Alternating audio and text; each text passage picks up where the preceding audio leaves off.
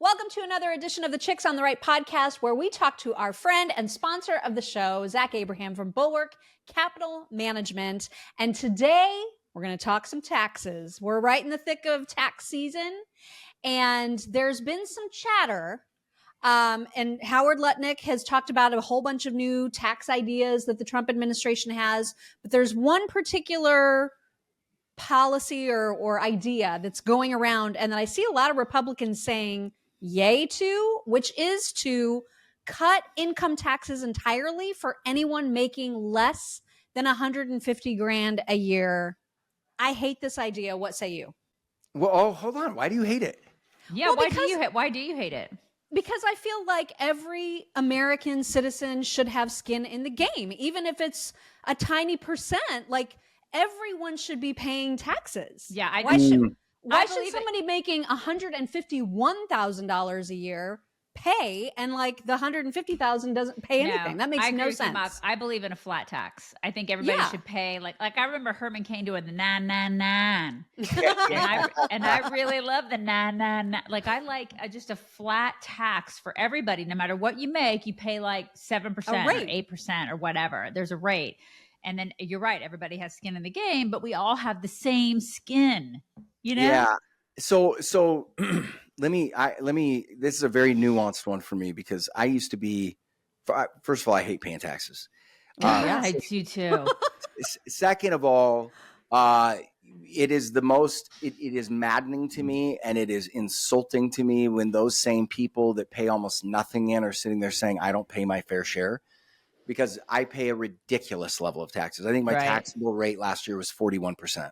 Yeah. So now I'm very fortunate to be paying that high of rate, because it means that the income level is there.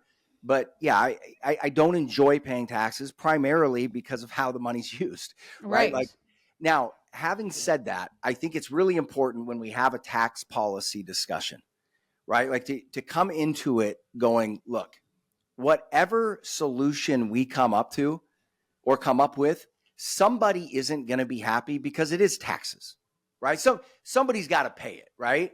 It's like making your kids eat vegetables, right? Like you're like, hey, I didn't say it was going to be fun, right? But you got to do it.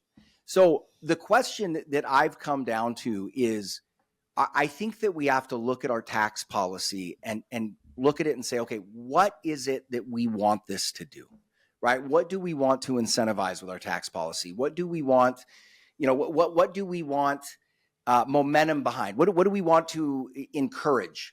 And I think that the number one thing when you're looking at our economy, I think the number one thing that we want to encourage, certainly more of, because we're in a place where it's never been worse as far as this one aspect goes, and that is economic mobility, right? People being able to change their fate. People being able to live a better life than their parents did, right? Being able to move up in the world.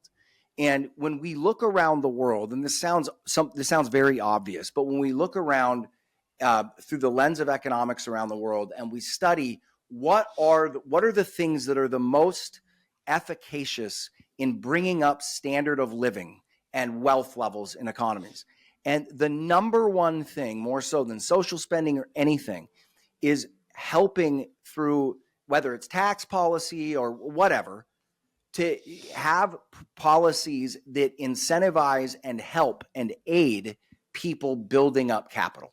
Okay. So lower tax rates would be something like that.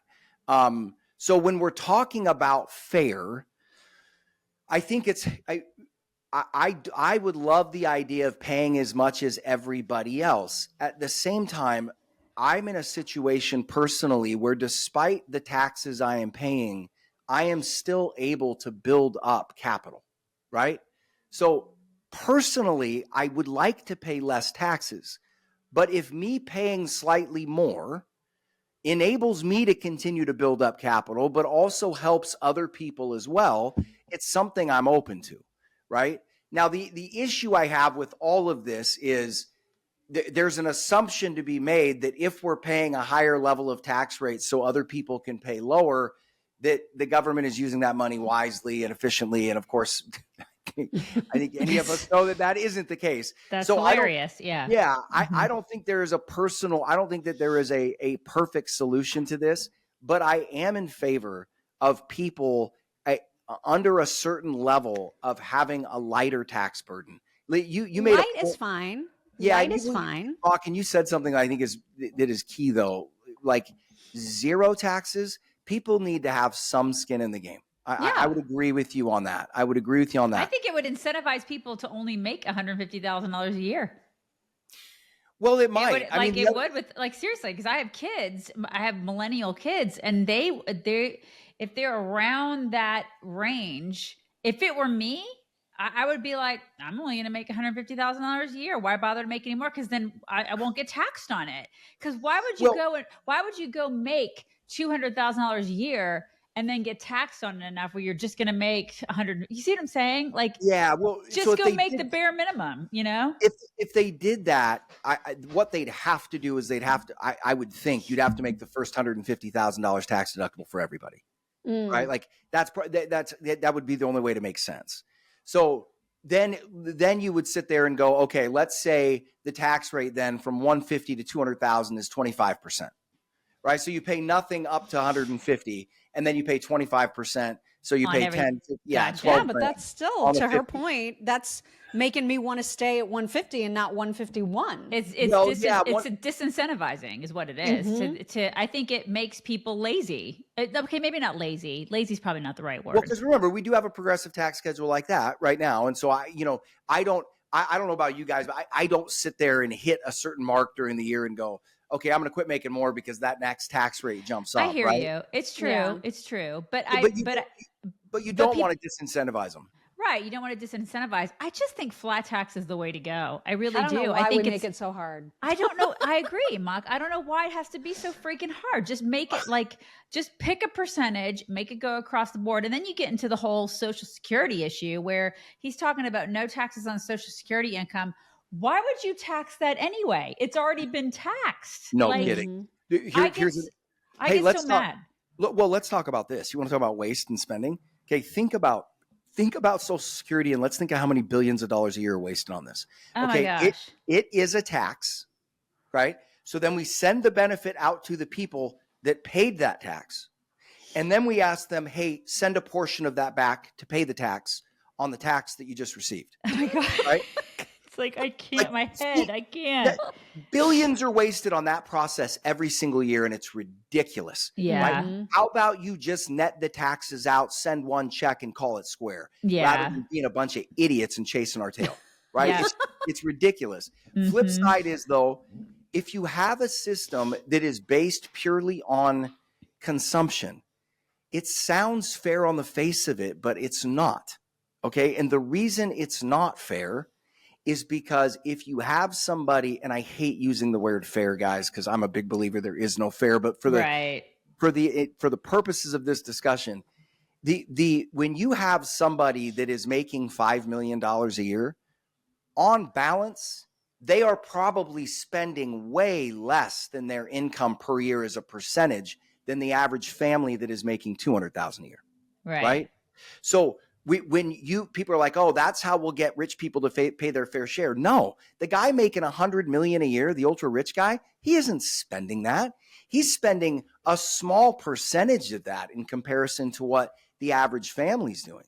Right. But isn't he spending it on way more expensive stuff? And that's why the consumption tax makes sense, because he's buying a yacht, or he's buying a jet, or you know what I mean? Like something different than your average family. Bigger items. And then so people will go back and they will say, okay, so let's just tax those things more heavily. Right. And I go, okay, but you're talking about the uber rich that can move $100 million offshore and go to a Bahamian country and buy that yacht tax free.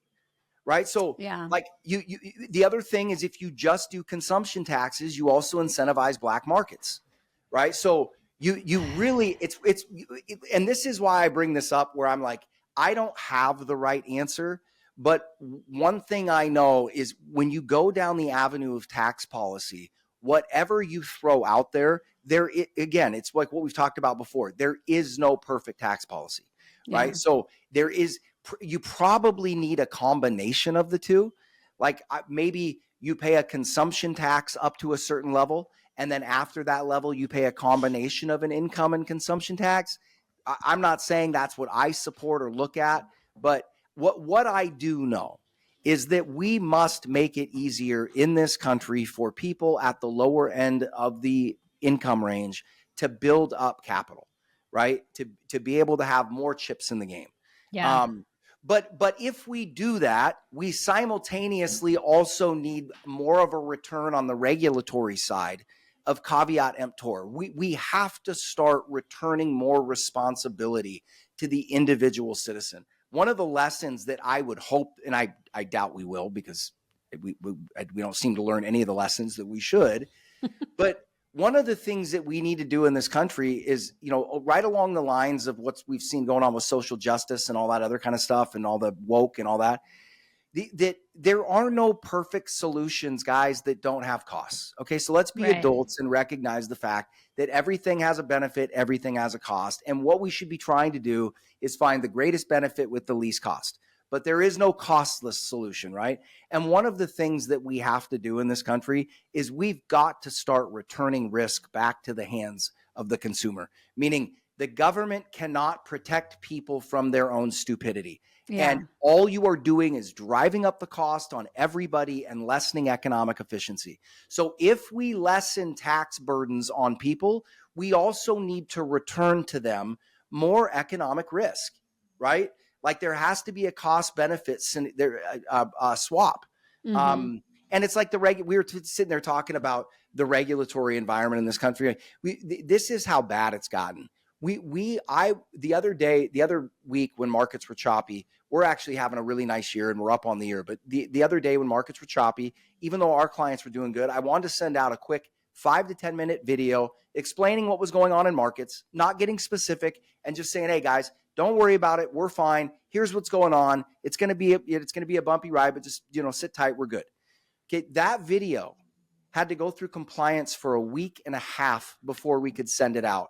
Oh my gosh. The regulatory, the regulatory environment has gotten so ridiculous that these regulations actually impede your ability to communicate with existing clients.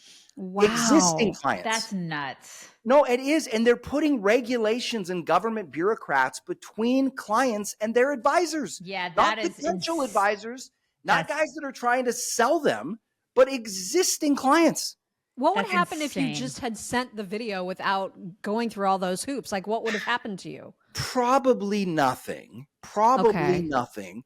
But with the way the amorphous rules that this Gary Gensler, and to be fair to them, they were passing these regulations for really since the financial crisis.